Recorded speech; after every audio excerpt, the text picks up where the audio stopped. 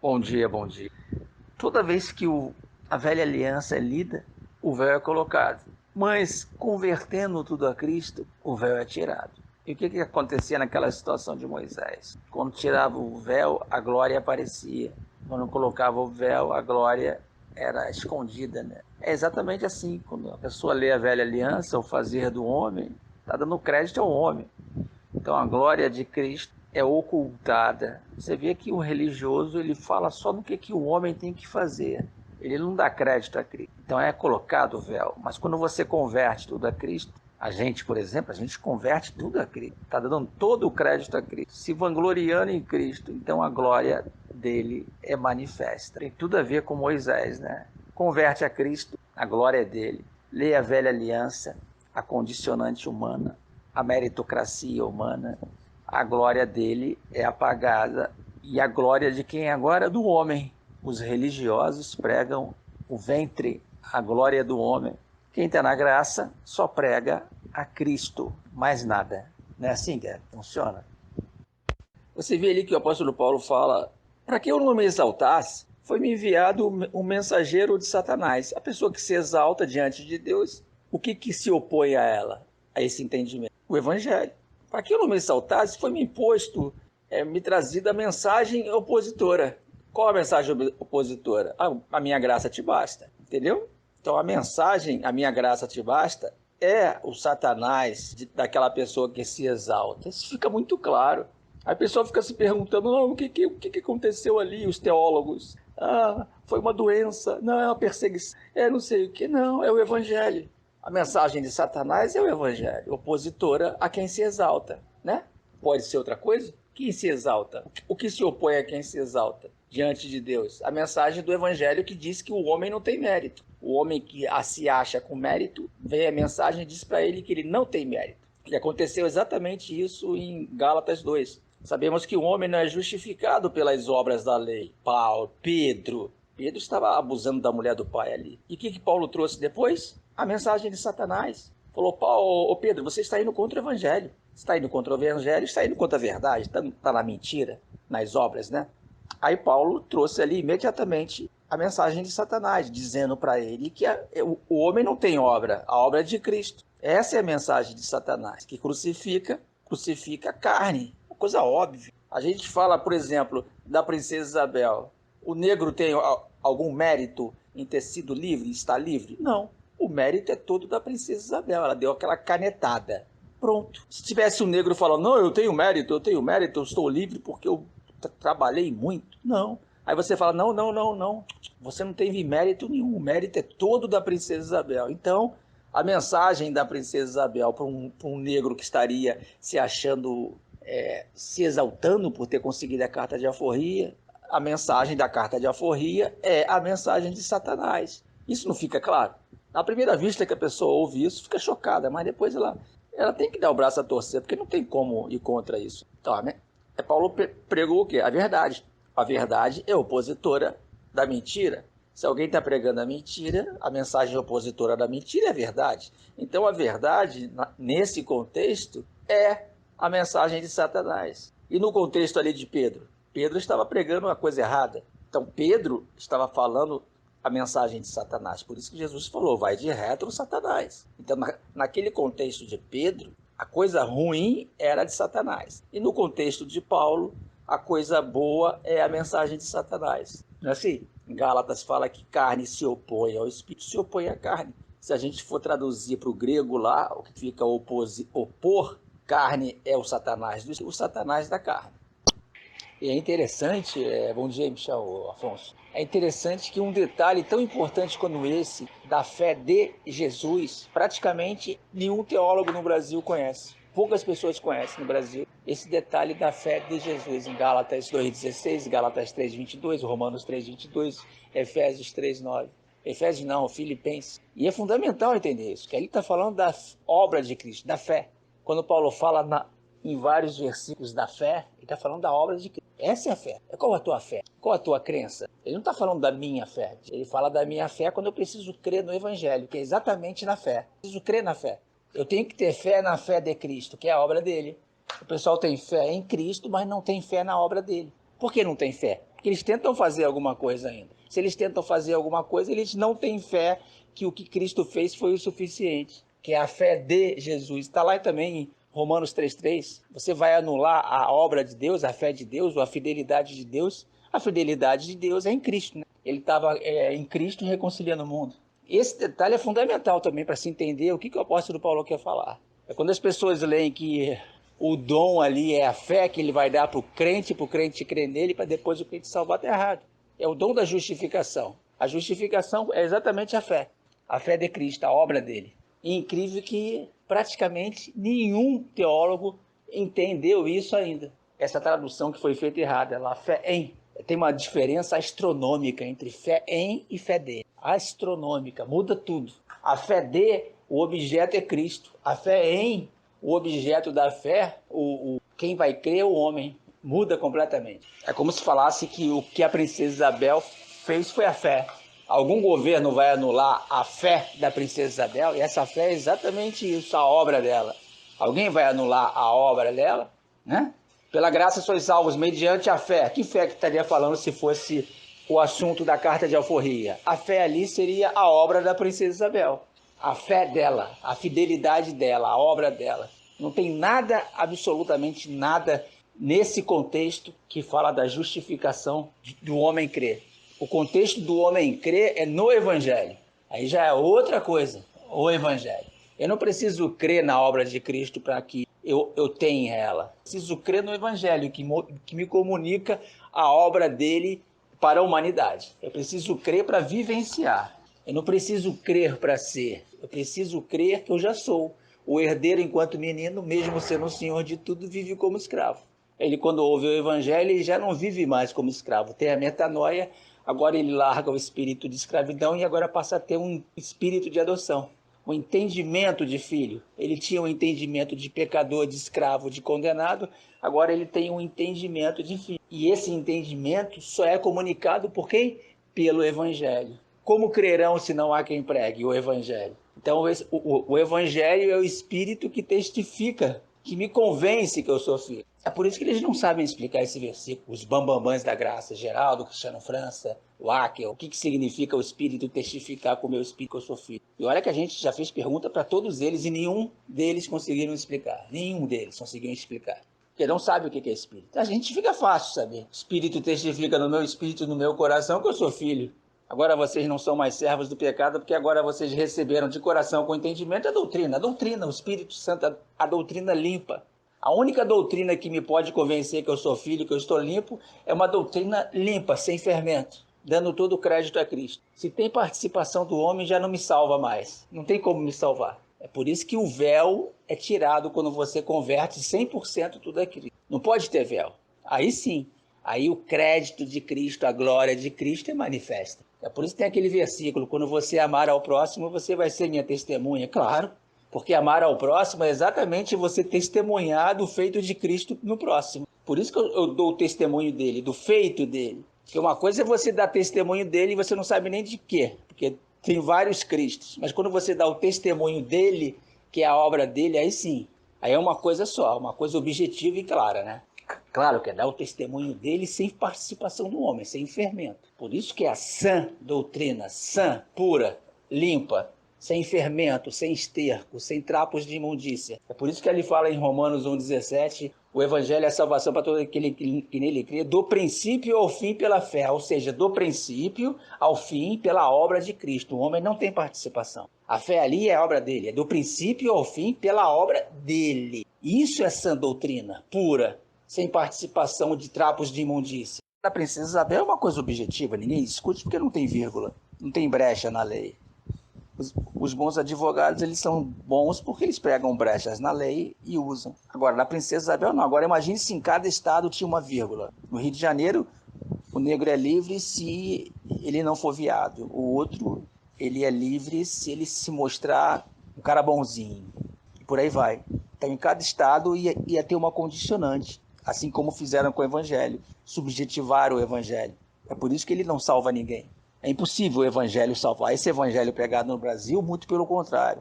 Que era para salvar, se fosse objetivo e claro, ele condena a pessoa. É um evangelho de condenação, ministério de morte. Agora, o evangelho Ponto final ali. Não tem discussão. A graça te basta, o preço foi pago. Ponto. É ponto. Mas as igrejas traduzem colocando vírgula. E essa vírgula, depois da vírgula, vem o esterco, o fermento. Não é isso? A minha graça te basta, o preço foi pago. Igualzinho a carta de alforria. O preço foi pago já. Nada tira. E ninguém ousa tirar a carta de alforria. É impensável isso. Deveria ser assim com o evangelho. Impensável alguém perder o que foi dado por Cristo. Já que não é por obras boas, como que eu posso perder se eu fizer a obra má? Não tem sentido, realmente. Aquele cara ali do vídeo entendeu. Agora, o ponto tem que ser ponto. É do princípio ao fim pela fé. Ponto. Esse é o espírito. O homem não é justificado pelas obras da lei, mas sim pela fidelidade de Cristo. Ponto. Agora, a maldita vírgula que estraga tudo. Azeda o evangelho, entristece o espírito, mata o evangelho. Então, esse evangelho pregado no Brasil, ele condena a pessoa diante de Deus. Ele não salva, ele condena, porque ele é o que comunica que o cara ainda é condenado. Espírito de escravidão. E o evangelho que salva é o espírito de adoção. Isso é muito claro. O evangelho pregado no Brasil é um evangelho de condenação de praticamente 100% das igrejas. 100%. Eu colocaria 100%. Seja bem-vindo aí, José. É quando você entender que a sua maior justiça diante de Deus, tem que ficar claro isso, né? É que o evangelho fala do relacionamento entre Deus e o homem em Deus. O evangelho fala do que Deus fez pelo homem, né? Do que Cristo fez pelo homem na cruz. É esse o assunto do evangelho.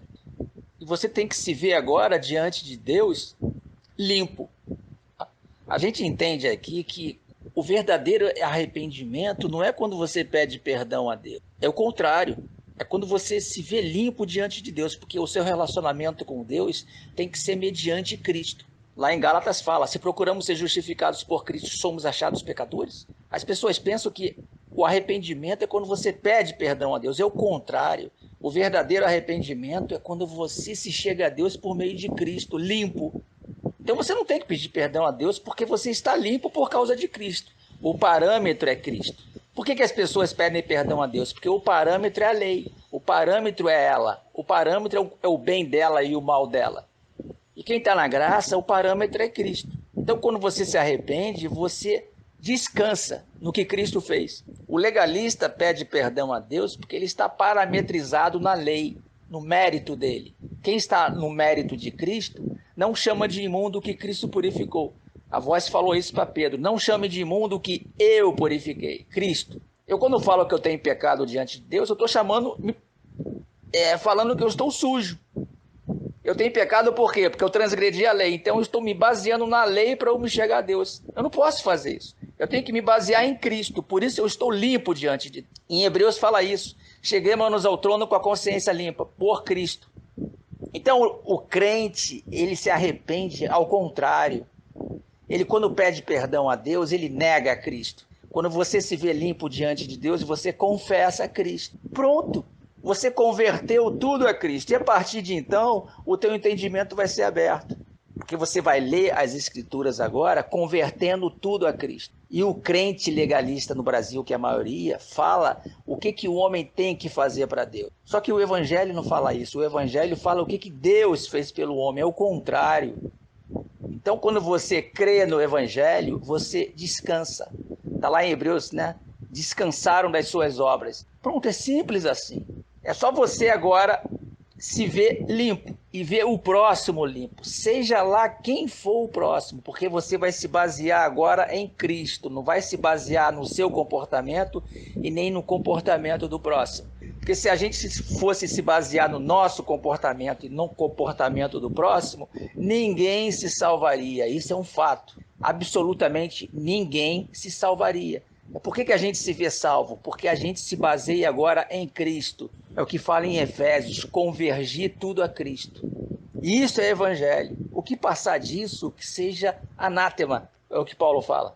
É por isso que em Efésios fala, tendo nele crido no evangelho, foste selados com o Espírito Santo da promessa. Quando eu creio, eu fui selado, eu fui salvo, Romanos 10. Eu oro para que eles sejam salvos, selados, no entendimento, Espírito Santo da promessa, o comunicado da promessa, da justificação. Né? Não tem lá desde o passado que viria o justificador? A promessa era essa, que viria a justiça de Deus. Né? Então, o Espírito, o Evangelho, comunica exatamente isso. O Evangelho revela a justiça de Deus. O Evangelho revela o perdão de Deus, a justificação, ou, como a gente entende com clareza, o amor ágape, né? O perdão de Deus.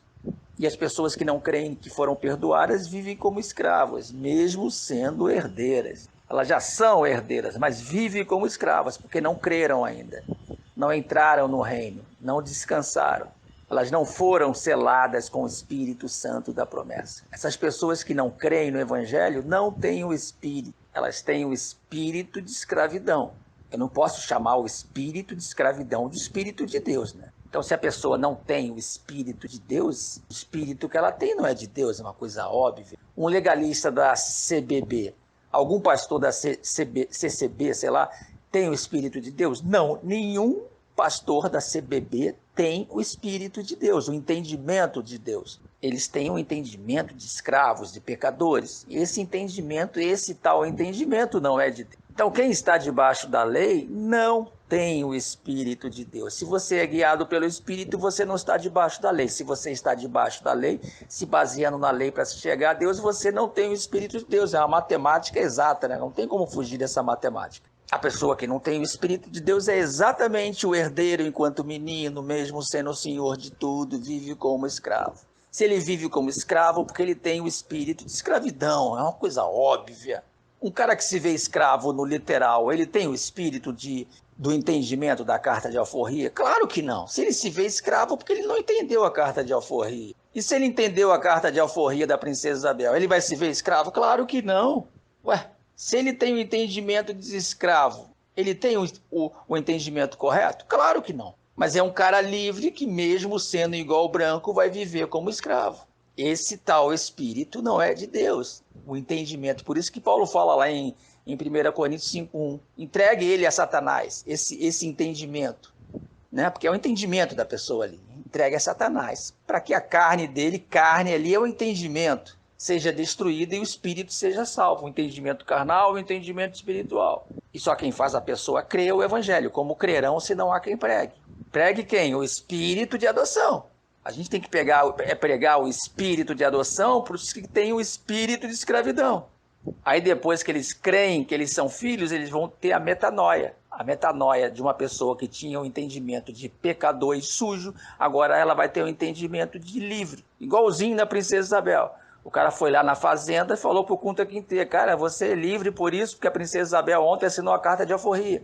O Kunta Kinte creu nisso, acreditou nisso, e a partir daquele momento ele passou a ter o espírito de livre. Ele não tem mais o espírito de escravo. Sofreu uma metanoia no entendimento, porque ele creu. Então ele foi selado com o espírito da carta de alforria, a partir do momento que ele creu naquela notícia, naquela boa notícia. E o que ele fez? Ele só tomou posse de quem ele já era. Se ela assinou a carta de alforria no dia anterior, ao meio-dia, a partir daquele meio-dia ele já era livre, só que ele não sabia. Alguém precisou comunicar isso a ele. E ele acreditou, pronto. Ele só tomou posse de quem ele já era desde o meio-dia do dia anterior. É igual o crente. Ele só vai tomar posse de quem ele é desde que nasceu. Mas ele não sabia. Ele precisa crer que ele está limpo diante de Deus. Aí ele vai sofrer a metanoia. Aí sim a gente pode falar que agora ele tem o Espírito de Deus. Claro, ali em Romanos 8, né? Vocês agora não receberam o espírito de escravidão. Vocês agora não têm mais o espírito de escravidão para temerdes novamente. Porque agora vocês receberam o espírito de adoção que comunica Abba Pai. Abba Pai é paizinho. Então vocês não estão se vendo mais como escravos chamando Deus de Senhor. Agora vocês estão se vendo como filhos chamando Deus de Pai. É outra coisa, né? Se é pai, se você se vê como filho. E se é pai, você se vê como herdeiro. Herdeiro do reino. Enquanto você se vê escravo, você chama o seu senhor de senhor, como escravo que você é, e você não toma posse da herança. Se você se vê como escravo, você ainda não tomou posse. Você toma posse quando você se vê como filho. Aí Paulo chama isso de herdar o reino de Deus. E esse é um contexto de Romanos 8, é entendimento. São dois entendimentos ali, um entendimento carnal e um entendimento espiritual. Um entendimento de escravo e um entendimento de filho. É como que o crente brasileiro se vê? Como escravo. O crente não se vê como filho, se vê como escravo, porque se visse como filho, descansava, não ficava com medo. Se tem medo é porque é o espírito de escravidão. se descansa porque é o espírito de adoção. A questão aí, José, é a obra de Deus para você ser aceito por Deus ou não, ser salvo ou não, ser justificado ou não. Agora, a obra de pregar o evangelho, se você quiser pregar, você prega, mas a tendência é que você pregue, né? Porque você vai querer que as pessoas entendam. Mas a obra ali que não tem que ser feita é o que foi feito na cruz, foi o suficiente. Eu, quando tento fazer algo que já foi feito, eu estou negando que aquilo foi feito o suficiente. Então, o crente, ele nega Cristo quando ele tenta fazer alguma coisa para estar em paz com Deus. Entende? É para justificação que a gente fala de obra. Não tem que fazer mais nada que já foi feito. Por isso que o reino de Deus é justiça e paz. Você se vê em paz com Deus agora, porque você está baseado em Cristo e não mais em você. Seria possível o ser humano estar em paz com Deus se a base dele fosse ele próprio, o comportamento dele? A gente nunca ia estar em paz. A gente ia estar vivendo sempre em condenação. Isso é um fato. Isso aí não tem como contestar. Imagina, você todo dia tem que pedir perdão, cada minuto perdão, porque se você não pedir perdão, você está inimigo de Deus. Por quê? A pessoa está baseada na lei, é uma legalista. Agora, quando você está baseado em Cristo, que o apóstolo Paulo fala que é descansar. Quando você descansa, você está servindo a Deus, você está descansando, está acreditando tudo a Cristo. Esse é o crer com entendimento, que fala em Romanos 10. Quando você crê no que foi feito, que foi suficiente para você, você foi salvo no entendimento. É o que fala Romanos 10, 1, 2 e 3. Porque, afinal de contas, o evangelho que é pregado, na maioria das vezes, não tem nada de boa notícia. Porque eles pregam um evangelho de condenação. Isso é um fato. Se eu falo para um ser humano que ele tem que cumprir regras para se salvar, senão é eterno, aonde que está a boa notícia? Aí você pergunta, o que eu tenho que fazer? O cara não responde, ninguém responde. Não, mas está escrito na Bíblia o quê? Tem que cumprir os mandamentos? Sim. Quantos por cento? Aí não sabe responder também. Se eu falo para você que se você pegar a Via Dutra, você vai ser multado e eu não te falo qual a velocidade máxima, você vai estar sempre se achando culpado. Pô, será que a velocidade máxima é 50? Você vai estar sempre agoniado e preocupado. Eu preciso falar qual a velocidade. Então, o evangelho pregado, isso aí não é achismo nosso, é fato. O evangelho pregado fala para você que você tem que cumprir regras, eles não dizem nem que regras são. Você tem que se arrepender no último segundo, tem que pedir perdão todo dia, igual um maluco, senão você vai arder no fogo eterno. E esse evangelho pregado no Brasil, todo mundo aqui já passou por lá, conhece as regras, todos nós conhecemos. A gente não está falando de achismo, a gente está falando de coisa que a gente conhece, que conheceu, que vivenciou. Todo mundo aqui já foi legalista, crente. Se for do jeito que o crente prega, a população mundial praticamente toda vai para o inferno eterno. Esquece que é eterno. Aonde que está a boa notícia? Se você recebe uma notícia que você nunca vai saber se a tua família vai para o céu ou não, para o fogo eterno ou não. Alguém fica feliz com uma notícia dessa? Você tem que ser fiel até a morte. Só que ninguém consegue ser fiel até a morte. Ninguém consegue cumprir essas regras que eles colocam para a pessoa. Então a pessoa tem que falar assim, realmente esse evangelho pregado é de condenação. As pessoas têm que falar, eu, por exemplo, eu tenho que falar assim, eu não vou conseguir. Se o cara prega esse evangelho que é pregado no Brasil para mim, eu falo, eu não vou conseguir. Então eu estou dizendo que o cara está me pregando condenação. Ninguém aqui consegue, baseado em comportamento humano. Então não existe boa notícia. Eles erraram o nome, é terrorismo, é ministério de morte. O evangelho pregado no Brasil é um evangelho que deveria ser chamado o evangelho da sexta-feira 13. Porque não é possível que alguém fique feliz falando para você que se você não cumprir determinadas regras que nem eles especificam quais são, você vai arder no fogo eterno. Não é possível alguém ficar feliz com isso. Não é possível alguém olhar para a família e não saber quem vai para o fogo eterno, não. Não é possível esse evangelho trazer paz à pessoa. É impossível. Se a pessoa for honesta, ela vai falar, realmente é impossível. Se eu esquecer hoje de pedir perdão a Deus antes de dormir e morrer, tiver um infarto, inferno. Se eu não pedir perdão, inferno. Se eu não me comportar direitinho, inferno. Minha família também. É possível alguém ficar feliz com isso? Não, não é possível. Agora, quando você fala para a pessoa que a salvação dela depende do que Cristo fez, aí sim é boa notícia. Porque não depende dela, depende de Cristo. Aí é boa notícia. Aí é o Espírito Consolador que consola. Agora, chamar esse evangelho de terrorismo que se prega no Brasil, Espírito Consolador, de consolo não tem absolutamente nada. Porque se dependesse do crente, se fosse verdade o que um crente legalista prega no Brasil, que é a maioria, praticamente toda a população mundial, desde Adão até agora, inferno. Agora, chamar isso de boa notícia é uma piada, né? É uma piada. Tem que chamar de stand-up gospel. Tem que perguntar ao Michel, ao pessoal, o pessoal que você conhece, que é legalista, se eles ficam felizes com o evangelho que pregam para ele e para a família dele. Se no primeiro vacilo que der, vai arder 300 trilhões de anos no inferno. O ser humano, quando o cara mata alguém, fica 30 anos na cadeia. Imagine você falar para os seus filhos: meus filhos, se vocês vacilarem, vocês vão arder a eternidade no fogo eterno. Será que alguém fica feliz com isso? É possível que alguém fique feliz em sã consciência.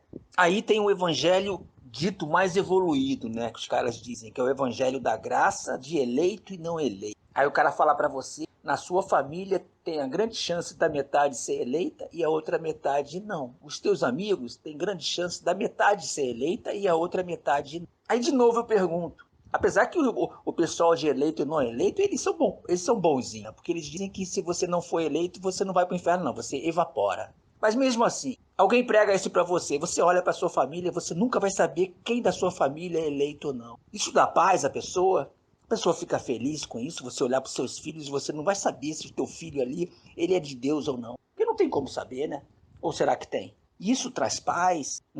Alguém ficaria com paz? De você fazer uma pregação numa igreja e você pregar que a metade daquele povo que está naquela igreja é eleito e a outra metade não. Será que eu poderia chamar o evangelho da boa notícia pregando salvação e condenação? Isso aí eu estou falando do evangelho da graça que é pregado no Brasil. Que eles pregam que tem salvo e não salvo, que foi determinado antes da fundação do mundo, antes de Adão. Será que é possível alguém pregar um evangelho que prega ao mesmo tempo salvação e condenação? Será que é possível? A pessoa não ficaria se sentindo estranha falar para uma plateia de 1000 pessoas que mais ou menos a metade ali é de Deus e a outra metade não? Será que a pessoa não ficaria constrangida? Não, claro. As pessoas geralmente não ficam constrangidas porque põe a culpa sempre em Deus, né? É Deus é que quer. O cara foi para o inferno porque Deus é que quer, não sou eu, meu irmão. Aí quando você pergunta à pessoa como que ela sabe se ela é eleita ou não, ela não sabe explicar. Pergunte a um gracista que prega eleito ou não eleito, ou um calvinista, como que ele sabe que é o tico-tico do papai. Ele não sabe explicar como. Até agora ninguém explicou pra gente como que você sabe se é uma pessoa eleita ou não. Então cria dúvida. Como que um evangelho que cria dúvida na sua cabeça pode te trazer paz? Como? Não tem como, né? O único evangelho que traz paz, quando a salvação depende única e exclusivamente de pronto. Aí sim. Só assim que a pessoa, se ela for honesta, falar: eu tenho paz, eu consigo olhar para a minha família e ver a justiça de Deus na minha família. Eu consigo olhar para os meus amigos, eu consigo ver o perdão de Deus nos meus amigos. Fora isso, é balela. Se não for 100% graça, a gente não pode chamar o que for disso de boa notícia. Paulo fala: se não for o evangelho da graça, que seja anátema. Se for fora disso, não traz paz. Isso aí é balela. Porque é como que eu posso ler, por exemplo, Romilda, Gálatas 5, das obras da carne, no literal, como a pessoa lê. Olha só, os bêbados não vão para o céu. É assim que eles leem. Os bêbados, os comilões, os mentirosos, os facciosos, os que se iram. Como que um cara pode ler isso no literal, porque não é no literal, e depois vai ler Apocalipse, que aqueles ali vão arder no lago de enxofre, e depois vão ler 1 Coríntios 6,9, também que é a mesma coisa. Como que alguém consegue ler isso no literal, como os pastores leem, errado, e não ficar apavorado? Como que pode? Se a gente faz uma obrinha da carne, todo minuto a gente faz uma obrinha daquela. Então a gente estaria correndo um risco iminente de ir para o inferno a cada minuto. A nossa família também. Como que alguém pode ler isso e falar que é uma boa notícia? Como que alguém pode ler isso e não ficar perturbado da cabeça, desesperado? Porque nós não estamos falando de um assalto, de uma doença, da Covid, da economia, não. Nós estamos falando de fogo eterno. Como que alguém pode ler isso e passar isso para os outros? Porque qualquer ser humano normal ficaria apavorado. Porque o cara ia falar, se o cara for honesto, ele vai falar assim: cara, eu não consigo cumprir isso. Do jeito que você está me falando que eu tenho que fazer, eu não consigo cumprir, cara. Então a pessoa honesta, que não fosse perturbada mental, ela ficaria apavorada. Qualquer um ficaria apavorado. Se a gente fica apavorado com o assalto, com a doença, com a economia, não vai ficar com fogo eterno ainda mais. É porque o pessoal sempre fala em obra da carne, em prostituição. Só fala em prostituição. Não fala na mentira, na glutonaria, na embriaguez, não. Só naquela coisa máxima. Porque de repente ela não adultere, aí se sente livre. Mas ela esquece que ela mente, ela esquece que ela se ira. Esquece isso tudo. Então como que alguém pode achar que isso traz paz à pessoa? E eles pregam assim. Não, mas aí põe a culpa em Deus. Só que nem eu consigo cumprir, ninguém aqui conseguiria cumprir o que fala ali, no literal. Ninguém conseguiria cumprir. Como que alguém pode pregar uma condicionante de salvação para o próximo que ele não consegue cumprir e ele vai saber que o próximo também não vai conseguir cumprir. E o cara tem a cara de pau falar que está pregando o amor. Como que eu posso chamar esse terrorismo de amor, cara? Esse é terrorismo, nível hard de terrorismo. Porque qualquer pessoa deveria ficar apavorada se a salvação dependesse do cumprimento daquelas leis ali. Qualquer um normal, um ser humano que pensasse um pouco, não ia conseguir nem mais dormir mais. Porque eles leem errado aquilo ali. Eles não sabem o que é reino de Deus. Eles não sabem o que é carne, o que é obra da carne. Então a gente pode afirmar que não é uma boa notícia o evangelho pregado no Brasil. É uma péssima notícia. É uma notícia que você prega para o próximo que praticamente toda a população mundial vai arder no fogo eterno. Como que eu posso chamar isso de boa notícia? Exatamente, porque de acordo com Filipenses 3,3, Paulo fala que adora a Deus, serve a Deus pelo Espírito de Deus, se vangloria em Cristo e não confia em nada na carne. Ele está salvo no entendimento Romanos 10. Ele está sujeito à justiça de Deus, ao perdão. Está na dependência da obra de Cristo e não está na dependência da obra de um ser humano. Só que como eles leem sempre a velha aliança nos textos, eles leem errado. Servir a Deus não é o homem fazendo, é o homem descansando no que Cristo fez. Eu descanso no feito dele. E eles leem a velha aliança, o fazer do homem. Tudo eles leem o fazer do homem. A pregação é do fazer do homem. O evangelho é o homem fazendo para Deus para se salvar. Só que é o contrário. Servir a Deus é exatamente você estar na dependência do feito de Cristo, da obra de Cristo, da fé, da fidelidade. Servir a Deus é você descansar no que Ele fez. Isto é converter tudo a Cristo. Você lê o texto como tem que ser lido. A Bíblia fala do feito de Cristo, não fala do fazer do homem. O Evangelho fala do feito de Cristo. O Evangelho revela a justiça de Deus, que é o perdão de Deus através do sacrifício. Então o Evangelho fala do feito. O religioso fala o Evangelho dizendo o que o homem tem que fazer. É um erro colossal. Então tem que ficar claro que adorar a Deus em espírito é quando você descansa. Isto é boa notícia, você descansa. É o que fala em Hebreus. Aqueles que creram, descansaram. E esse descanso é no sábado, no dia do Senhor, espiritualmente falando. Por isso que ali em Coríntios fala, entregue ele a Satanás para que o espírito dele seja salvo no dia do Senhor. Quando você crê, o teu entendimento é salvo. E você descansa. Só pode descansar aqueles que estão na dependência de Cristo. É possível alguém descansar se a salvação estiver na dependência também do ser humano? Como que eu posso descansar? Se eu sei que eu sou um ser humano, erro muitas vezes por dia. Eu nunca iria descansar. Agora, se a minha salvação está no que Cristo fez, aí sim, é o único jeito. Não existe outro jeito de descansar. É por isso que quando um crente dá a paz do Senhor, é mentira. É impossível um crente legalista dar a paz do Senhor. Aquela paz do Senhor ali é a paz com Deus que é trazida pelo Evangelho. Um legalista nunca vai ter paz com Deus nesse planeta. Por quê? Porque ele está baseado no mérito dele, no mérito humano. Como que alguém que está baseado nos seus próprios méritos podem se achar em paz com Deus? É impossível. Eu só posso me achar em paz com Deus se a minha salvação está na dependência única e exclusivamente do que Cristo fez. Isso é simples, não é? Deveria ser simples. Então essa paz do Senhor que o crente dá é mentirosa, é falsa. Agora, se a tua salvação está na dependência do que Cristo fez, aí sim, é o único jeito de você ter paz com Deus, ou não. Agora, se o pastor fala que a salvação depende de mim, vou ter paz como?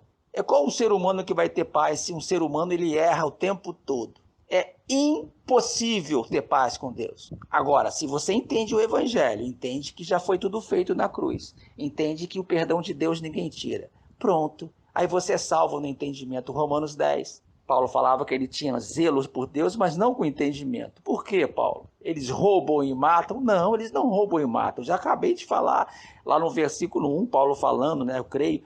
Porque eles têm zelo por Deus. A pessoa que tem zelo por Deus, ela procura ser uma pessoa honesta, cumpridora da lei, não é assim? Mas o apóstolo Paulo falava que eles precisavam ser salvos. Por quê? Eles precisavam ser salvos exatamente porque eles cumpriam a lei para se salvar. A pessoa que cumpre a lei para se justificar, para se salvar, essa pessoa precisa ser salva. Não é a pessoa que transgride a lei, não. É a pessoa que se baseia na lei para se salvar, que é praticamente todas as igrejas do Brasil. Eles se baseiam no comportamento humano, no bem ou mal do homem que ele possa fazer. Então, o crente no Brasil precisam ser salvos, porque eles, não conhecendo a justiça de Deus, ainda procuram estabelecer a sua própria justiça. Você pergunta a qualquer crente: você é salvo? Ele fala: não, ainda não, eu estou lutando pela minha salvação. Não é assim que eles vão falar? Agora, um cristão de verdade, com entendimento, se você perguntar: você é salvo? Você tem que falar: eu já nasci salvo. Eu nasci depois da cruz. Está escrito em Romanos 5 que por um homem entrou o pecado, pela desobediência de um, todos foram feitos pecadores, e pela obediência de outro, todos foram justificados. Pronto. Um cristão com entendimento, ele responde na lata: claro que eu sou salvo. Agora pergunta a qualquer crente: você é salvo? Eles vão gaguejar, não vão não? O meu irmão, que é pastor há 40 anos, falou para mim que está se esforçando há 40 anos para ir para o céu. Olha que blasfêmia contra o Espírito. O Espírito diz que você é limpo e o cara se achando sujo ainda, se lavando. O Espírito fala que você está limpo por causa de Cristo e o crente todo dia se lavando. Se o crente se lava porque acha que está sujo, porque não crê no que Cristo fez. Quem crê no que Cristo fez na cruz, a dependência do que ele fez, não vai se lavar. Se tiver que cumprir a lei, vai cumprir a lei porque você é uma pessoa honesta, de bom caráter, não para se salvar. Não é assim que acontece? Com certeza é, né? A gente fala que o amor ágape, amar ao próximo, não é um sentimento, é um entendimento. Porque se fosse um sentimento, você ama hoje, amanhã você não ama. Depende de como você dormiu à noite, depende de se você está com dor de cabeça ou doente. Mas quando a gente sabe que o amor ágape é você ver o perdão de Deus no próximo, como Deus vê o nosso perdão através de Cristo, é um entendimento. Você pode estar com dor de cabeça, estar endividado, estar com câncer, estar morrendo, estar sendo torturado, que você vai continuar amando o próximo, porque é um entendimento. O amor que é pregado de amar ao próximo, como Deus nos ama, de tal maneira, como que Ele nos ama? Através de Cristo. É um entendimento, é você entender o Evangelho, o perdão de Deus no próximo. Porque é um entendimento, ele não vai ser variado, de manhã uma coisa, à tarde outra. Você vai entender isso a vida inteira agora.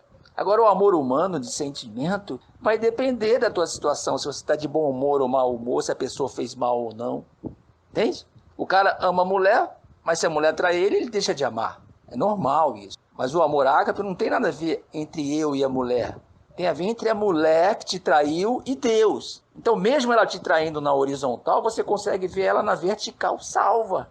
Que é um entendimento. Agora, o sentimento humano, é normal o cara ficar com ódio da mulher e a mulher ficar com ódio do cara se for traída. É normal. Se um cara te assaltar, você ter raiva do ladrão. Se você encontrar um pedófilo, você ter raiva do pedófilo. Na horizontal é normal porque é um sentimento.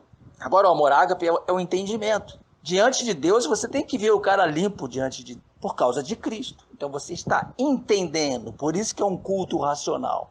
Não fica na dependência, estilo de Pedro, que amava Jesus e logo depois, dependendo da circunstância, deixou de amar rapidinho, né? Porque o amor ágape é um entendimento, é você entender o sacrifício de Cristo por você e para o próximo. Por que você se chega a Deus limpo? Porque você entendeu o Evangelho.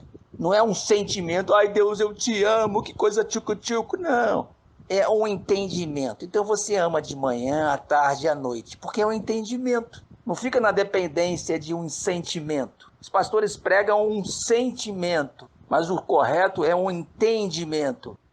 Seja bem-vindo aí, Vinícius. É bem interessante que o verdadeiro arrependimento, tem que repetir sempre isso, que é chocante, né? O verdadeiro arrependimento, a verdadeira metanoia, é o contrário com que se é pregado. O verdadeiro arrependimento não é pedir perdão a Deus. O verdadeiro arrependimento é quando você se vê perdoado por Deus. Você já se vê limpo pelo que Cristo fez. Esse é o verdadeiro arrependimento. Se você é guiado pelo Espírito, você não está debaixo da lei. Estar debaixo da lei é você querer se chegar a Deus pelo seu mérito, pelo seu bem ou pelo seu mal. Agora, como eu me chego a Deus limpo por causa de Cristo, aí eu tive o verdadeiro arrependido. Eu sou um crente arrependido. Romanos 10. Eu oro para que eles sejam salvos, porque eles, não conhecendo a justiça de Deus, ainda procuram estabelecer a sua própria justiça, se baseando na lei, e não na lei da fé, que é Cristo. Então, você quer ver um crente teve arrependimento é quando ele se vê limpo e ele então descansa, igualzinho em Romanos 10. Quando você está sujeito ao que Cristo fez e não ao que você faça, você se arrependeu, você está salvo. Você foi selado com o Espírito Santo da promessa. Os pastores pregam que você tem que pedir perdão a Deus. Quando você pede perdão a Deus, você mostra que você não se arrependeu. Quando você se vê limpo diante de Deus por causa de Cristo, aí você mostra que você se arrependeu. Está em constante arrependimento. Como que você sabe disso? Quando você descansa. O descanso é o resultado de um crente salvo e arrependido. Isto realmente é de pirar a cabeça de qualquer legalista. É exatamente isso, Michel. As pessoas elas têm que usar um pouco o raciocínio. Porque às vezes o versículo, do jeito que foi ensinado, ele ensinar errado o versículo. Mas quando você usa o raciocínio também, porque se nós vivêssemos nesse inferno, de a qualquer momento a gente ter a chance do inferno, a salvação seria pelo ser humano. Eu não posso falar que eu viveria em paz. Será que alguém pode viver em paz? Se a qualquer momento que você vacilar, você vai para o fogo eterno, você e sua família? Não tem sentido. Não tem paz aí, é mentira. É como se a gente vivesse com uma arma na cabeça 24 horas por dia. Eu só posso descansar quando a minha salvação está na dependência de Cristo 100%. Não tenho outras. E mesmo que eu não descanse, eu já estou salvo. O Evangelho é comunicado para você descansar. Por isso que o Evangelho, lá em Efésios, fala, edifica, Efésios eu acho, edifica e dá herança. Agora, se você quer viver como herdeiro, você vive, senão você vai viver como escravo. Porém, sendo herdeiro. Agora, não tem como negar que o Evangelho pregado, aqui no Brasil, por exemplo, é um evangelho de terrorismo puro. Isso não tem como negar, cara, porque você é como se você tivesse com o inferno, a qualquer momento você correndo o risco de ir para o inferno eterno. Se a pessoa fala que isso traz paz, porque a linha de raciocínio do crente usual no Brasil a gente já teve. E a gente sabe que está falando, que é uma verdade. A qualquer momento, dependendo do que você faça, você vai arder no fogo eterno. Como que alguém pode ter paz com isso? Não tem como ter paz. Agora, quando você crê na salvação única e exclusivamente por meio de Cristo, aí você tem paz. É simples assim. E a metanoia. A metanoia, por exemplo, do negro não foi o comportamental dele. A metanoia foi quando ele ouviu a carta de alforria, ele teve uma consciência agora de igual ao branco. Antes ele tinha a consciência de inferior e agora tem a consciência de igual. Só isso. A metanoia é essa. Eu tinha a consciência de estar sujo diante de Deus 24 horas por dia, porque o ser humano erra mesmo o dia inteiro. E agora eu tenho a consciência de estar limpo. Essa é a metanoia causada pelo Evangelho. É a metanoia causada pelo Evangelho. Não tem como ser diferente. Agora, a gente pode chamar de tudo do Evangelho. De boa notícia que é pregada no Brasil, não. Boa notícia não tem absolutamente nada. A boa notícia é que eu tenho que ser fiel até a morte, enquanto eu sou um ser humano, falho, não tem sentido, né? E com a arma na cabeça, né? 24 horas uma arma apontada para minha cabeça. Se alguém consegue ser feliz assim, é um masoquista, né? Aí é interessante em Gálatas, né? Em Gálatas fala que caístes da graça. Por que vocês caíram da graça? Vocês que tentam se justificar pela lei. Ali ele não está falando em transgressão da lei. Está falando em cumprir a lei. É o contrário. O apóstolo Paulo, o exemplo de pecador, por quê? Porque ele cumpria a lei, não é porque ele transgredia. Separados de Cristo, porque cumpria a lei. O Espírito Santo vem convencer o homem do pecado, por quê? Porque a gente pode entender porque se cumprir a lei. Se o caminho é Cristo e você cumpre a lei para se chegar a Deus, você está mostrando que você não crê e o caminho é Cristo. Se a pessoa fica baseada na lei. O entendimento deles ficou cego. Por quê? Porque eles transgrediam a lei? Não, porque eles cumpriam a lei naquele contexto. Romanos 10, eu oro para que eles sejam salvos. Porque eles transgrediam a lei? Não, eles cumpriam a lei. É interessante que é o contrário. Eu, quando me arrependo, eu mostrei que não tive arrependimento. Quando eu me arrependo no entendimento usual, né, de arrependimento, eu mostro que eu não tive a metanoia. Como que eu vou ter arrependimento de algo que eu não sou? Por exemplo, o negro pode ter arrependimento de ser escravo, mas ele não é escravo.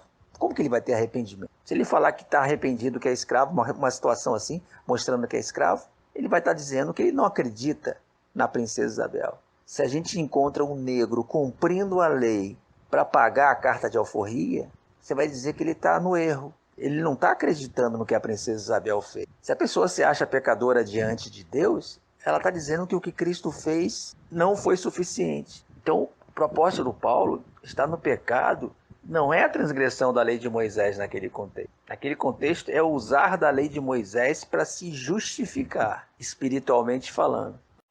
Yuri, só tem um jeito de acabar com o sistema, é com o evangelho puro. O evangelho puro acaba com o sistema. Sabe por quê? Porque não prega mais o espírito de medo, de escravidão. Prega um espírito de adoção. Destrói o sistema. O sistema funciona com medo. Se tira o medo, o sistema acaba completamente. Sistema religioso de medo. Não tem a menor dúvida. Só que isso aí é completamente contra o sistema. E quando é contra o sistema é difícil de se implantar, né? Talvez demore décadas ainda. Mas acaba, destrói o sistema. Romanos 6, agora vocês não são mais servos do pecado, porque agora vocês receberam de coração com entendimento, ou seja, agora vocês não são mais servos do pecado, porque agora vocês entenderam o evangelho. Agora vocês entenderam que vocês são filhos, estão limpos, não pecadores. Então é exatamente isso. E só a sã doutrina, o evangelho puro, sem fermento, nenhum fermento pode salvar as pessoas. Se tiver fermento, já era. Aí condena, não salva. O evangelho com fermento é um evangelho de espírito de escravidão, não de adoção. É uma coisa até que óbvia, né, Hildo? Se o cara se acha pecador, e pecado é o quê? A transgressão da lei. Então eu estou me chegando a Deus pela lei. Isso é só raciocinar. Se eu me acho pecador diante de Deus, eu sou um legalista. Eu estou me chegando a Deus não por Cristo, mas pela lei de Moisés, do Brasil, seja lá qual lei for. Não é isso? Não é óbvio? Agora, se eu me vejo limpo diante de Deus, aí sim, eu estou me chegando a Deus por Cristo. Pelo que Ele fez, não pelo que eu faça. Isso aí muda tudo, cara. Isto muda tudo. E é exatamente isso que fala em Gálatas 2. Se procuramos ser justificados por Cristo, somos achados pecadores? Claro que não. É uma coisa óbvia. Por que João fala, aquele que diz que não tem pecado é mentiroso? Claro.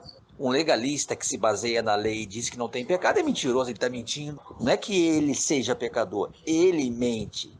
Ele mente, o ser humano mente. A base dele é a lei. Ele diz que não tem pecado, ele é mentiroso, ele tem que falar que é pecador. Qualquer um que se baseia na lei tem que falar que é pecador.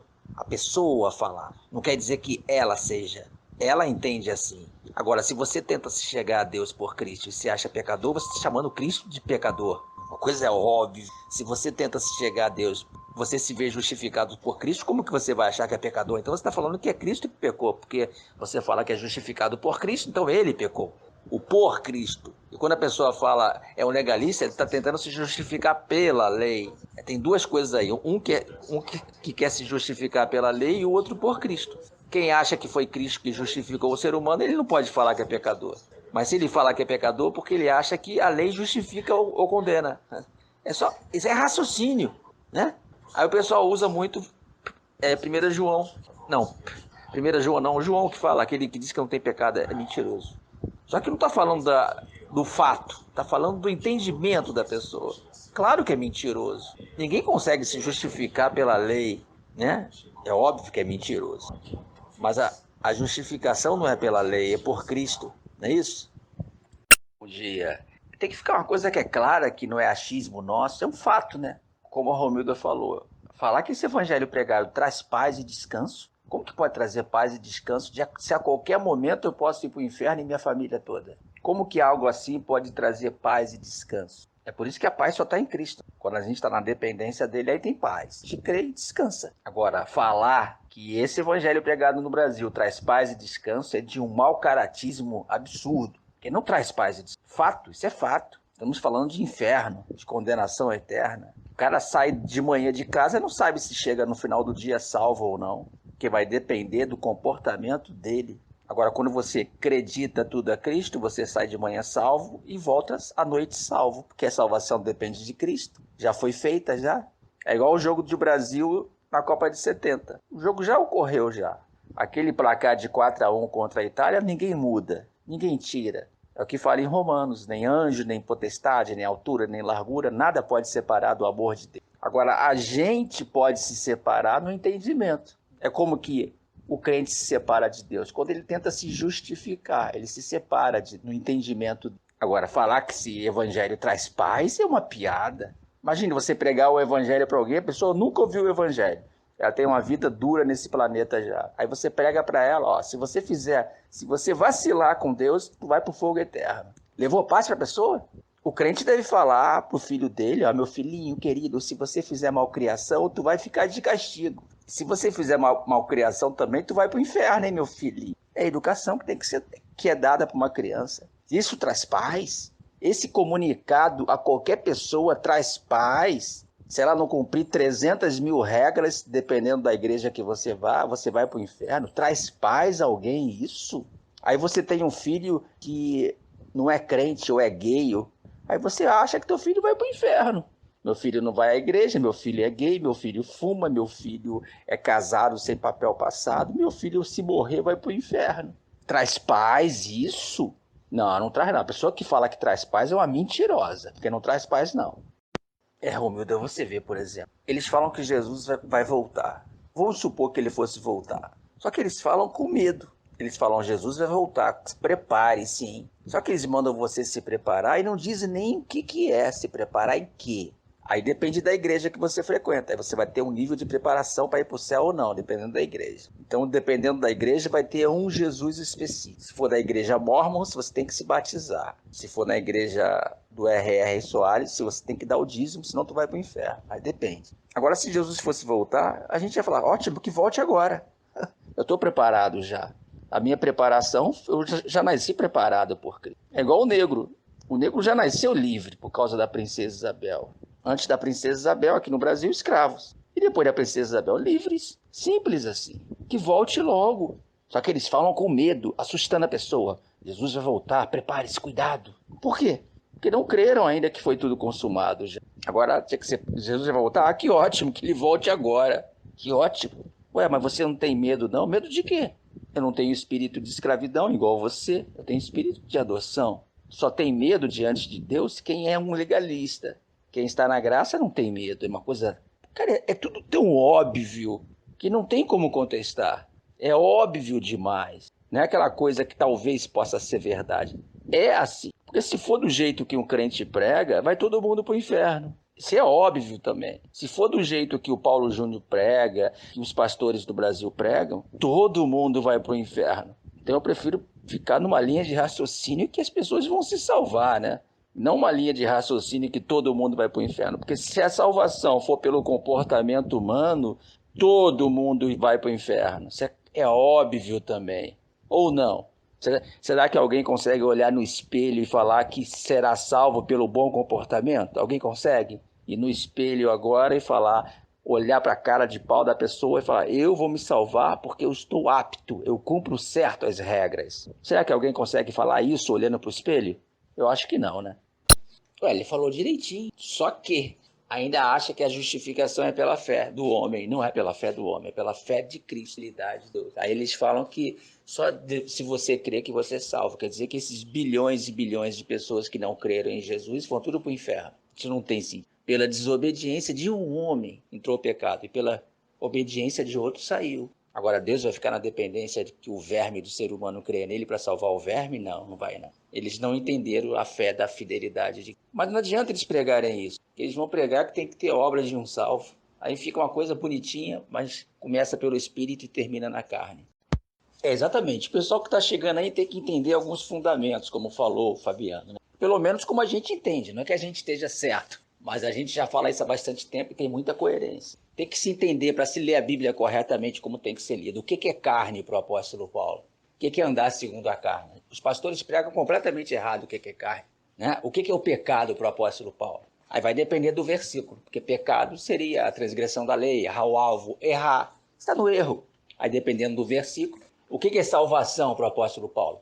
Vai depender do versículo também, que significa salvação. E o que é crer? Eu preciso crer em quê para ser salvo? Qual salvação? Eu tenho que entender o que é crer. Agora, o fundamental mesmo é entender o amor ágape, né? Que é o perdão de Deus. Quando lê a palavra amor, entender o que se é amor ágape, ali, amor eros, amor litos, aí vai depender. E qual a outra palavra? O que é espírito? Também é fundamental entender o que é o espírito para o apóstolo Paulo. Se você é guiado pelo espírito. Porque se você não entende essas palavras, que tem várias vezes, por exemplo, a palavra carne. Se você não entender o que é carne, entender de modo errado, você vai ler tudo errado. Você não vai entender. E se espírito? O que é ser guiado pelo espírito? Tem que se entender, nisso tudo tem que se entender o espírito da coisa. O que é entender o espírito da coisa? Eu falo uma coisa para você, um entendimento meu, aí pergunto, você entendeu o espírito da coisa? Ou seja, você entendeu o que eu quis falar? Então tem que se entender o espírito da coisa que o apóstolo Paulo quer falar. O que ele quer passar? E ele deixou claro ali, ele falou que as coisas espirituais se discernem espiritualmente. As pessoas querem ler praticamente tudo que o apóstolo Paulo fala como se fossem coisas literais, e não são literais, são espirituais. Ah, o que significa Satanás também? Aí a pessoa vai entender o versículo ali, por exemplo, de 1 Coríntios 5:1. Se a pessoa não entende o que é carne, o que é espírito, o que é Satanás, o que é a mulher do pai, ela não vai entender nunca o que está escrito ali. Porque ali contém todas essas palavras. O apóstolo Paulo chega em 1 Coríntios 5 e fala assim, eu fiquei sabendo que há entre vós alguém que anda abusando da mulher do pai. Por que vocês estão tão orgulhosos ouvindo essa pessoa falar isso, fazer isso ou falar? Entregue eles a Satanás para que a carne deles seja destruída e o espírito seja salvo no dia do Senhor. As pessoas praticamente não sabem nada do que quer falar esse versículo aí. O que é o dia do Senhor? Salva em quê? O espírito é o que ali? Destruição da carne significa o quê? Quem é a mulher do pai? Quem é o pai? Aí quando você pega essas pecinhas do quebra-cabeça, encaixa certo, você passa a entender o texto. Do outro jeito que o pessoal lê esse texto, por exemplo, de 1 Coríntios 5:1, você pode perguntar a qualquer teólogo, ele não vai saber explicar esse texto. Porque eles querem ler o texto no literal e de uma forma errada ainda. Pode perguntar a qualquer crente, pastor, para ele explicar o que é entregar a pessoa a Satanás para que ela seja salva. Ele não vai saber explicar, porque está usando os fundamentos errados. Está lendo errado o texto. Aí precisa se entender esses fundamentos todos para pelo menos ter uma coerência do que você está lendo. Você começa a entender o espírito da coisa. O problema aí, José, quando você começar a entender a fundo o Evangelho da Graça, sem fermento, você vai achar insuportável escutar um legalista abrindo a boca. Você vai ter literalmente nojo. Sabe o que é nojo? Ficar angustiado. É só escutar um legalista abrindo a boca. É nojento. Você vai ver só. E outra coisa também, você se prepare, se você começar a falar isso para os outros que tem aprendido aqui, você vai ser escorraçado, vai ser chamado de libertino, de demônio, tudo pelos crentes. Então você tem que estar preparado. A questão é que o evangelho, a função do evangelho é salvar a pessoa do entendimento dela se ver em paz e tomar posse do reino. Se coloca eleito e não eleito, a pessoa não sabe se é eleito, não sabe se a família é eleita. Então não salva o entendimento. Como que eu vou amar ao próximo como Deus me ama se eu tenho essa visão de eleito? Não tem como. Anula o evangelho. E volta a ser praticamente a mesma coisa que um legalista. O legalista fala que é por obras e o não eleito fala que é por eleição. Aí você pergunta a um cara desse, como que você sabe que você é um eleito? Ele não sabe responder, ele vai falar de Romanos 8,16, que o Espírito de Deus testifica com o meu espírito que eu sou filho. Aí você pede ele para explicar esse versículo, ele não sabe explicar. Já perguntei a vários mestres da graça farisaica traveca e eles não responderam. Pergunta a um gracista que fala que é da graça, de eleito e não eleito. Como que ele sabe que ele é um eleito? Ele não vai saber responder. Se ele não sabe responder, ele não foi salvo, não entende? Anulou o evangelho. É simples assim. O evangelho só é puro se for 100% a salvação para todo mundo. Senão já era. Por que a gente vai ter que ter sempre uma condenação? Por quê? Porque é quase um prazer ter que ter salvo e não salvo, bodes. E por que essas pessoas que pregam eleito e não eleito sempre são os eleitos? Alguém já escutou um não eleito pregar a eleição? O cara sempre que se acha o tico-tico do papai, que acha que ele é um eleito e o outro não. Mas por quê? Como que ele sabe que é um eleito? Como? Não sabe. Não sabe. Se não sabe, não foi salvo no entendimento. Então está pregando o evangelho falso. A função do evangelho é salvar o entendimento da pessoa. Se não salva o entendimento, não é o evangelho verdadeiro. É simples assim. O evangelho da graça pregado no Brasil é falso. Falso. Porque pergunte a eles. Como que vocês sabem que são eleitos? Se tiver uma resposta plausível, traga aqui. Eu gostaria de ouvir. Até agora eu não escutei uma resposta plausível. Sabe como você vai ter certeza que é a graça? Sabe como? A gente faz perguntar à pessoa para ver se ela entendeu a graça. A gente faz uma pergunta. Se a pessoa responder certa, é porque ela entendeu a graça. A gente pega um exemplo bem de limite, né? A gente pergunta assim: você consegue ver Hitler salvo? Se a pessoa responder naturalmente sim, sem problema nenhum, é porque ela entendeu a graça. Se gaguejar na resposta, é porque ainda não entendeu a graça. Eu vou fazer a pergunta para você, nesse tempo que você está aqui. Você consegue ver Hitler? Se eu perguntar, Hitler foi salvo? Você vai responder o quê? Sim ou não? Afirmar, não estou falando que você vai responder, Deus é quem sabe, não. Eu estou perguntando se você vai responder se ele foi ou não foi, afirmando. Se você responder que Deus é quem sabe, é porque você não entendeu a graça. Então você entendeu o evangelho, porque você está olhando a justiça de Deus nele. Porque se você olhasse, por exemplo, Hitler condenado, você ia falar que ele foi condenado porque ele transgrediu a lei, não é isso? Não é isso? A pessoa que vê Hitler condenado porque está se baseando numa transgressão de lei. Isso fica claro, né? Só que a pessoa que vê Hitler condenado, ela vai ter que se ver condenada, porque ela vai ter que se basear na lei também, entende? E aquela situação de crer, a gente já sabe, né? Será que Deus fica na dependência que um ser humano doente mental creia nele para ele salvar o do... Vamos supor que o ser humano, ele nasce aqui nesse planeta Terra e sofre uma porção de problemas mentais desde a criança, desde o ventre, né? É estrupada, é molestada. Aí a criança vira um marginal, um doente mental que não consegue raciocinar. Será que Deus vai levar em conta isso? Será que Deus precisa que um ser humano creia nele para ele salvar o ser humano? Ou o ser humano tem que crer para se ver? É aquela situação do negro, né? Será que o negro precisa crer na princesa Isabel para ter a carta de alforria? Ou ele precisa crer na princesa Isabel para vivenciar a carta de alforria? A diferença entre crer para ser, crer para saber que você é. Essa entre o religioso e os que estão na graça. O religioso fala que você tem que crer para ser. Absurdo. Deus fica na dependência do homem para salvar o homem. Só por aí já é absurdo. Bom dia, bom dia.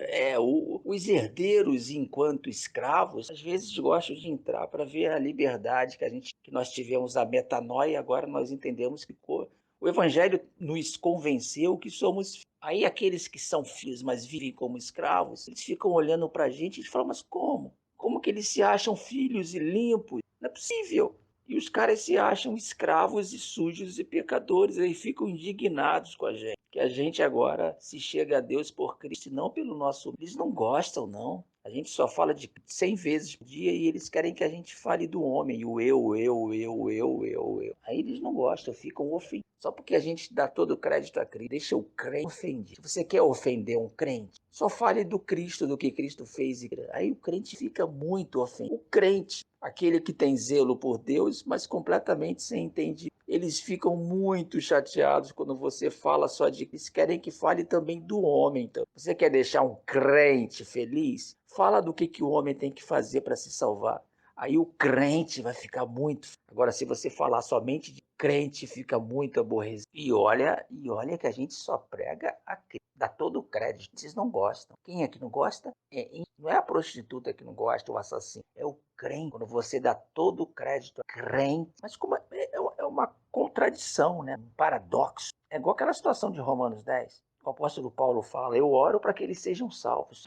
Por que, apóstolo Paulo? Eles são bêbados, parceiros. Como assim? Eles não são bêbados? Está orando para que eles sejam salvos? Não, porque eles têm zelo por Deus. Mas como? Os caras são crentes, têm zelo por Deus e precisam ser salvos? Ser salvos no entendimento deles. Porque eles não compreenderam, diante de Deus eles estão limpos. E eles estão ali tomando banho, tentando se lavar. Eles já estão limpos. Os pastores, eles pregam ainda que você tem que se lavar. Mas como que você vai se lavar se você está limpo já por causa disso? Os pastores pregam isso, tem que se lavar espiritualmente, se santificar. Mas como? Quando você faz isso, acontece exatamente o que aconteceu em Romanos 10. Você está negando, você nega que o que tu fez foi suficiente, precisa da tua ajuda. Então essas pessoas precisam ser salvas. Quem? O crente. O crente precisa ser salvo. Como é que pode? Os caras que cumprem a lei precisam ser salvos, porque eles continuam tentando se purificar, negando o que Cristo fez, chamando de imundo. Se a pessoa tenta se lavar, porque ela se acha suja.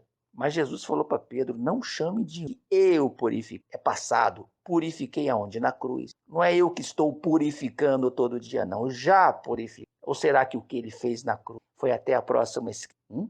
O evangelho pregado que Jesus salvou até a próxima esquina. Da próxima esquina para frente é com você. Isso é uma piada, né? As igrejas deveriam se chamar stand-up gospel. que é uma piada de muito mau gosto. A conversão, na essência, ela faz uma mudança de posicionamento. É como você tivesse falado para o negro da carta de alforria da princesa Isabel. Qual a mudança que ia acontecer no negro? De comportamento ou posicionamento? De posicionamento. A informação da carta de alforria, você vai ver se ele acreditou ou não quando ele se vê livre. Aí você fala, ele entendeu. Então, a metanoia que ocorre pelo Evangelho é de posicionamento. Gálatas 5,18 fala, se você é guiado pelo Espírito, você não está debaixo da lei. E em Gálatas, estar debaixo da lei não era comportamento, era posicionamento. A mudança trazida pelo Evangelho, posicionamento. Agora, se o cara vai ter um comportamento ou não diferenciado, a gente não sabe se ele vai começar a escovar os dentes, se ele vai começar a trabalhar, se ele vai começar a pagar os impostos, não sabe. Se ele vai começar a tomar banho, não sabe. Agora, a gente sabe se ele entendeu o Evangelho, vai estar no posicionamento de agora, e não de escravo. Essa é a metanoia causada pelo Evangelho. De posicionamento, de comportamento vai variar de pessoa para pessoa, a gente não sabe. Quando você se converteu, por exemplo, aí o rapaz que falou, você começou a pagar todos os impostos direitinho? O Evangelho não tem essa função de fazer você pagar os impostos, de fazer você parar no sinal de... O Evangelho tem a função de fazer você parar de prostituir o Evangelho, de adulterar o Evangelho. É essa a função do Evangelho. É porque é interessante ali em Gálatas, os caras estavam caindo da graça, não porque eles transgrediram, eles estavam se baseando na lei ficar. Ali no contexto amplo, eles estavam cumprindo a lei. Então, para o apóstolo Paulo, quando você cumpre a lei para se salvar, se ficar adiante, você peca, você está no pecado, no erro, que Paulo chama de carne. Eu tenho que cumprir a lei? Tem. Mas não para me justificar. Quando faço isso, eu caio da graça, porque a justificação é por Cristo. Eu tenho que pagar os impostos, não para eu me justificar. Tenho que pagar porque é uma lei aqui do Brasil. E quando pago os impostos, quando eu não mato, quando eu não roubo, quando eu não adultero para me justificar, eu peco, eu estou na carne, eu sou um crente carnal. E a maioria esmagadora dos crentes são crentes carnais que vão ser salvos. Exatamente naquela situação de 10, 1, 2, 3. Tem zelo por Deus, mas não com entendimento, porque ainda continuam tentando se salvar. O crente com entendimento, ele não tenta se salvar mais, porque ele já se vê salvo, diferente. Ele crê não para se salvar, ele crê para ele se ver salvo, que Paulo chama de salvação no entendimento, que eles precisam ser salvos porque eles não entenderam a justiça de Deus é revelada no Evangelho. Então, os crentes no Brasil não entenderam o Evangelho. Eles acham que o Evangelho é o homem fazendo alguma coisa errada. O Evangelho diz o que Deus fez no passado, já foi feito. Tem galardão maior do que o descanso? Existe algo maior? Será que existe um cargo maior no céu? Isso aí seria a acepção de pessoas por obras. O galardão, eu creio que é o entendimento que você vai adquirir. Porque o Evangelho, ele edifica e dá herança. Quanto mais você entende o Evangelho, mais você toma posse da herança, do reino de Deus. Será que precisa mais alguma coisa? Esse galardão aí, interpretado de uma forma errada, ele volta ao fazer do homem, a meritocracia. E a função do Evangelho é matar o mérito do homem. Então as pessoas pegam sempre alguns versículos difíceis de entender e sorrateiramente já levam para a meritocracia do homem. O homem não tem mérito. O homem só tem que... Eu acho que a gente não vai querer... Será que a gente vai querer um galardão no céu de quê? Será que tem mais alguma coisa do que a gente já tem? Então tem que tomar cuidado com alguns ensinamentos, porque elas sorrateiramente elas colocam o orgulho do homem. O homem não tem orgulho diante de Deus, zero orgulho. Agora, o galardão, quanto mais você planta no entendimento, mais você adquire. Você vai crescendo, a edificação, que Paulo fala. Seja edificados no entendimento. Eu não penso em galardão. Eu não tenho mérito, eu tenho só que entender, só que crer. Ele fala segundo as suas obras. Que obras devemos fazer, Senhor? Crer. Quanto mais você crê no feito dele, mais você tem esse galardão de mente aberto. Mas convertendo tudo a Cristo, o véu é tirado. Se por um lado, eu quando eu leio a velha aliança, o entendimento é cegado, e o entendimento dele sou cego, e é toda vez que é a velha aliança. Por outro lado, o entendimento é aberto. Quando eu converto, eu não consigo enxergar outro tipo de galardão, ser do entendimento, você crescer no entendimento. Acho que tá bom demais, não tá? Agora, segundo as minhas obras aqui nesse planeta, a gente já sabe, né? Se fizer a coisa errada, tem grande chance de pagar um preço altíssimo aqui nesse planeta. Eu conheci várias pessoas que não tomaram a vacina e que morreram de Covid. Obras, fez a coisa errada e morreu. Tem pessoas que não malham, comem muito e ficam gordas. Ó, as consequências. Tem outras que fazem sexo sem preservativo e engravidam. Tem outras que fazem aborto, aí tem consequências físicas e psiquis. O meu cunhado agora, por exemplo, está lá na São Silvestre correndo. Saiu do Rio e foi para lá. Por quê? Ele está plantando para isso, está trabalhando que nem doido e está crescendo no entendimento físico. Aí ele vai ter boas obras, vai ter um ótimo galardão, vai estar feliz lá, ele está malhando todo dia, vai estar um corpo saudável. Então o resultado dessas obras, sim. Agora, com relação a Deus, eu não consigo encontrar o que seria mais do que a gente já tem, né? Maior, acho que não tem nada, mano. Será que alguém quer um cargo de presidente no céu? De governador? Será que alguém pensa nisso? Ali Josué, em João fala que as minhas palavras são espírito e são vida. Quando você fala a palavra de Deus, correto do evangelho, você está falando isso. A gente aqui está o tempo todo falando espírito, entende? E é esse espírito, esse entendimento que vai causar a metanoia em você, que é o entendimento puro, é a palavra pura, é o Espírito Santo. É a sã doutrina, sem fermento humano. É esse espírito que vai te guiar daqui para frente, se você se submeter a ele, claro. Você tem que entender o que é carne no contexto, né? E o que é espírito. O apóstolo Paulo fala em Gálatas 3:3, vocês começaram pelo espírito e terminaram na carne. Aí você vai para King James, no esforço próprio. Carne aí é o homem tentando se justificar diante de Deus. A questão é, a luta da carne contra o espírito, é como que você se relaciona com Deus, se vê diante de Deus, pelos seus méritos ou pelo mérito de Cristo. Ali, carne versus espírito é o mérito humano versus o mérito de Cristo. O espírito ali é o evangelho. O que o evangelho te fala? Que você está limpo. E qual era o contexto de Gálatas? É o homem tentando se justificar. Isso é carne. Os teólogos leem carne quando fumar, beber e adulterar. E não é. O fumar e beber e adulterar ali é no entendimento espiritual. É o adultério espiritual, a prostituição espiritual. É quando você tenta se relacionar com Deus pela carne, você está em adultério. Você entende? Este é o contexto de Gálatas. Gálatas ali não está falando de comportamento humano, se você olhar o Gálatas todo, está falando de posicionamento. O assunto ali é para pessoas cumpridoras da lei e não para transgressoras da lei. Só que eles tentavam cumprir a lei para se justificar diante de Deus e por causa disso cometiam um adultério, que fala em Romanos 7:4, o adultério espiritual, a prostituição. O assunto ali é espiritual, não é um assunto literal.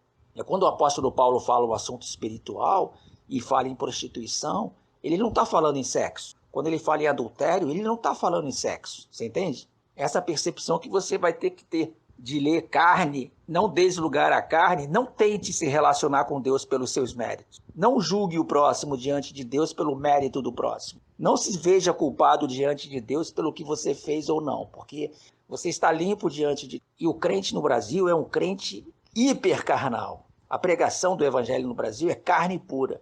Por isso que as igrejas deveriam ser churrascarias, churrascarias universal, churrascaria Deus e Amor, churrascaria CBB, CCB, sei lá, churrascaria Igreja Cristo Vive. A Cristo Vive é um menos churrascaria, mas ainda tem carne demais ali. Entendeu? As igrejas deveriam ser chamadas de churrascarias, porque elas alimentam a carnalidade humana, a meritocracia humana. É incrível porque você pega, por exemplo, um membro da CCB. Ele é livre? Liberto? Claro que não. Ele crê em Cristo? Crê. Mas ele não crê no que Cristo fez, que foi suficiente. Ele nunca vai ser liberto na mente dele. Ele vai se ver sempre como um pecador escravo. Então o evangelho não tem outro caminho. Cristo salvou. Só que o evangelho ele salva no entendimento da pessoa. Isso é muito claro. E o evangelho só salva se for sem fermento. Não tem outro jeito. Ou é sem fermento ou é nada. Ou é um evangelho falso. Não tem outro caminho. O evangelho tem a função de salvar a mente da pessoa, porque ele comunica o que Cristo fez, salvou a pessoa, reconciliou a pessoa. E não tem para onde correr. Ou é evangelho sem fermento ou não salva. Não tem função de evangelho, de boa notícia. E quanto mais a gente fala sobre isso, mais certeza a gente tem que não tem outro caminho. E a salvação ali é pelo evangelho. Nele é revelado a justiça de Deus. O evangelho revela a justiça de Deus. Está lá escrito. O perdão de Deus. Através de quê? Do evangelho, que comunica o quê? O que Cristo fez. Não adianta eu saber o que Cristo fez, como as igrejas pregam, se eu não sei que foi completo. A igreja prega o que Cristo fez, que não foi completo. Precisa de uma ajuda do homem. Isso não é evangelho. Então tem que ser o evangelho puro. É igualzinho a carta de alforria. A carta de alforria ninguém tira a liberdade do negro. O evangelho também, ninguém tira. Mas as igrejas não pregam isso. Elas pregam que você ainda tem que conquistar. É o evangelho falso. Imagina eu falar para o negro que ele tem que conquistar ainda a carta de alforria. Seria falso, não seria?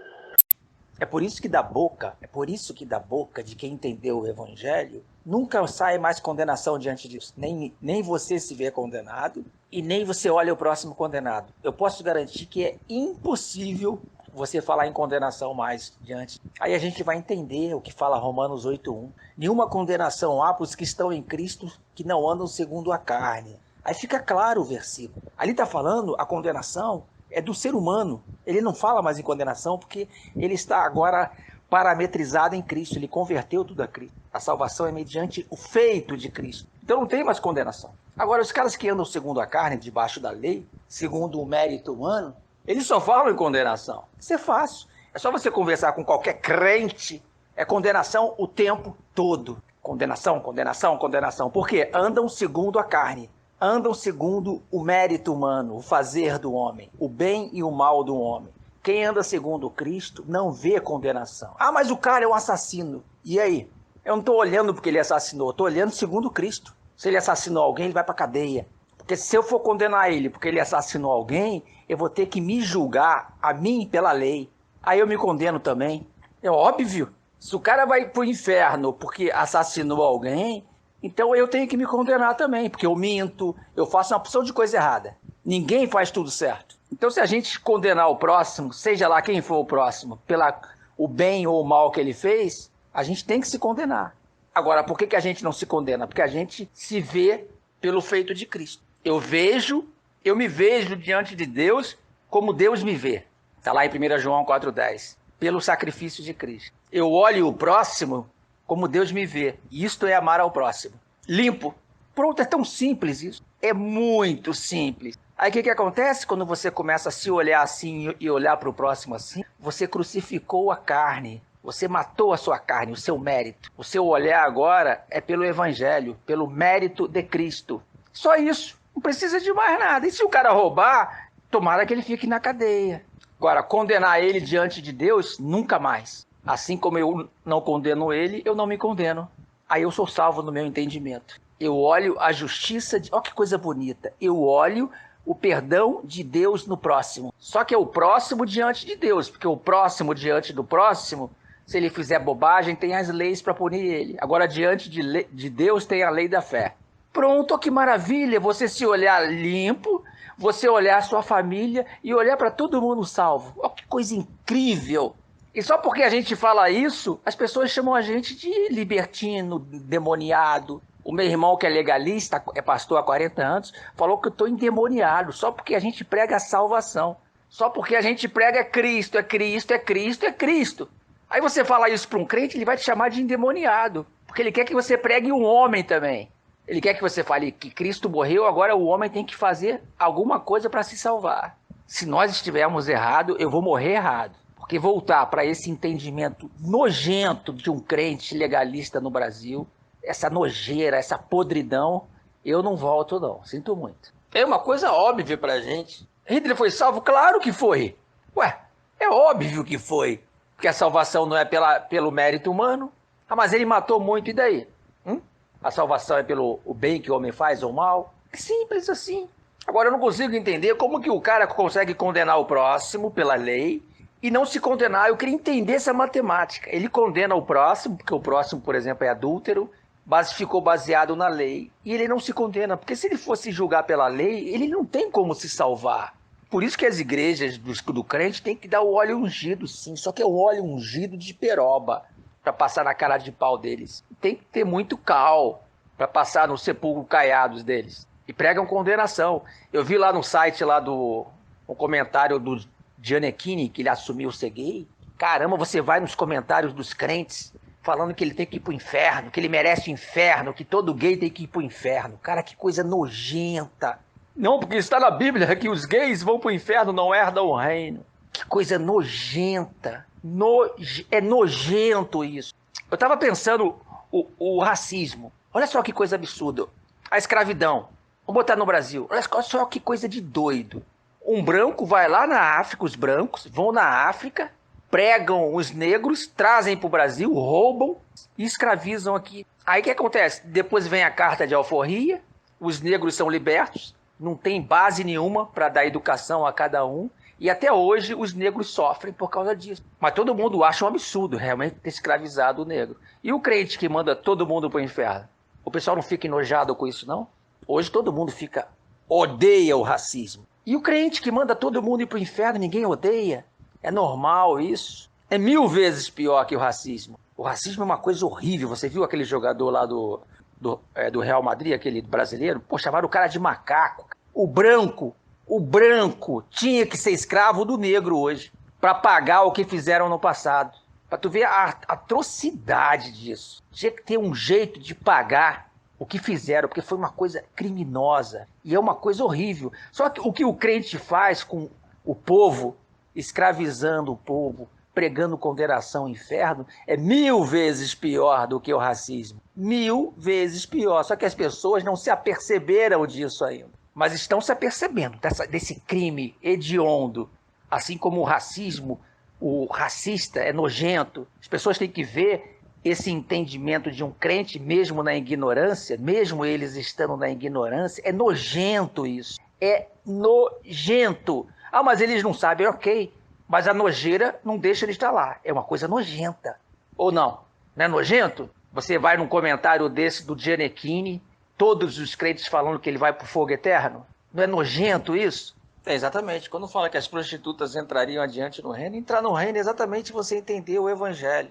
É isso. É entender o evangelho e tomar posse do reino. Que é justiça, paz, alegria no espírito. Mas o crente, eles acham que os que estão nas obras da carne, no literal, que não herdam o reino. São eles que não herdam o reino. Como que a gente sabe? É simples, é só você perguntar a qualquer crente. Você é salvo já? Vai falar que não. Você está limpo diante de Deus? Não. Herdar o reino é exatamente você se ver salvo, se ver limpo, se ver em paz com Deus. E isso é herdar o reino. E todo aquele que está debaixo da lei é estar na carne. Esses não herdarão o reino, não herdam o reino. Vão passar a vida inteira sem herdar o reino. E isso funciona, essa linha de raciocínio. Agora, falar que um cachaceiro no literal não vai para o céu, é uma piada isso. Eu não diria nem que piada, isso é uma loucura. Chega às raias da loucura. A gente percebe como que o pessoal tá bêbado no entendimento, muito bêbado no entendimento. E a coisa é tão simples. É como se a gente estivesse encontrando os negros no meio da rua e os negros falando que eu tô aqui trabalhando, me esforçando para comprar a carta de alforria. Aí você fala, cara, comprar a carta de alforria já foi comprada, cara, há 150 anos atrás.